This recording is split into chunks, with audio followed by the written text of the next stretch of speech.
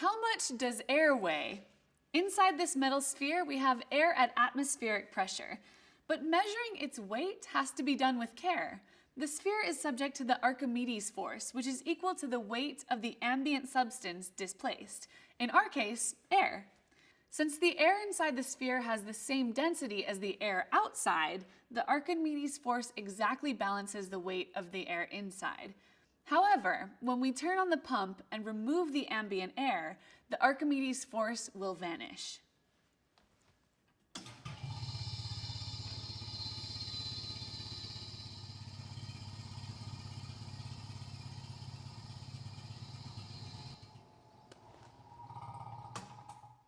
Without the Archimedes force, the scale tilted toward the sphere, showing the weight of the air inside. Of course, the Archimedes force also acts on the weight balancing the sphere on the other side of the scale, but this force is much smaller because the weight has a higher density than the hollow sphere. When we let the air back in and return the enclosure to atmospheric pressure, we expect the weights to be balanced again.